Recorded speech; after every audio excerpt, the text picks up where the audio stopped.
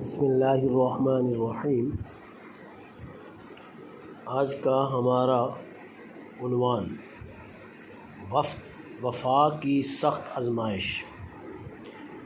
جب حضرت علی اصغر بھی پیاس سے تڑپ اٹھے، میدان کربلا 7 محرم الحرام کا دن تھا۔ یزید نے حکم سخت کر دیا، پانی بند کر دو۔ ابن زیاد نے کوفہ سے عمر بن سعد کو سخت پیغام بھیجا، حسین اور ان کے ساتھیوں کو پانی کا ایک قطرہ بھی نہ ملنے دو، فرات کا ہر راستہ بند کر دو۔ البدایہ والنہایہ، تاریخ طبری۔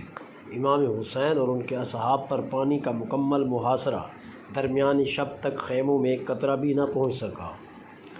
اہل بیت اور بچوں میں پیاس کی شدت بے حد بڑھ گئی۔ حضرت سکینہ اور حضرت علی اصغر پیاس سے نڈھال ہوئے۔ حضرت زینب بار بار پانی کے لیے خیموں سے نکل کر تڑپنے والی بچوں کو گلے لگاتے۔ حضرت عباس رضی اللہ تعالیٰ عنہ کی بہادری۔ امام حسین نے حضرت عباس کو حکم دیا، کسی طرح پانی لانے کی کوشش کرو۔ حضرت عباس رضی اللہ تعالیٰ عنہ چند اصحاب کے ساتھ مشکیزہ لے کر دریائے فرات کی طرف بڑھے۔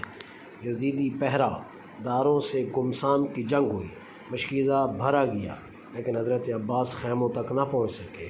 حضرت عباس رضی اللہ تعالیٰ عنہ نے پانی پیا نہیں، بلکہ کہا، میرا حسین پیاسا ہے، میں کیسے پی لوں۔ نفس المحموم۔ خیموں میں عبادت اور صبر۔ حضرت امام حسین نے اہل قافلہ کو صبر کی تلقین کی۔ خیموں میں نماز، ذکر اور دعا کا ماحول۔ امام بار بار قرآن کی تلاوت فرماتے۔ یزیدیوں کی نفسیاتی جنگ۔ دشمن کے پانی بند کر کے اہل بیت کو مجبور کرنا چاہا، مگر امام حسین کا جملہ تاریخ میں سنہری حروف سے لکھا گیا، ہم ظالم کے سامنے کبھی جھکیں گے نہیں، چاہے ہمیں پیاس سے مرنا پڑے۔ 7 محرم الحرام کا دردناک پہلو۔ پیاس سے بچہ بچہ بے حال ہے۔ حضرت علی اصغر کی ہچکیاں سنائی دیتی تھیں۔ خواتین اور بچوں کے خیمے سسکیوں سے بھر گئے تھے۔ صحابہ رضی اللہ عنہ نے کہا، یا حسین، اگر آپ اجازت دیں ہم دشمن پر حملہ کر دیں، مگر امام حسین نے فرمایا، بھی نہیں، وقت آنے دو۔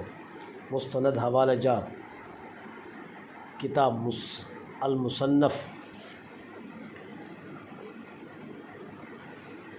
البدایہ والنہایہ، ابن کثیر، جلد 8، تاریخ طبری، امام طبری، جلد 5، مقاتل الحسین، ابو مخنف، نفس المحموم، علامہ عباس قمی، اخبار الطوال، دینوری۔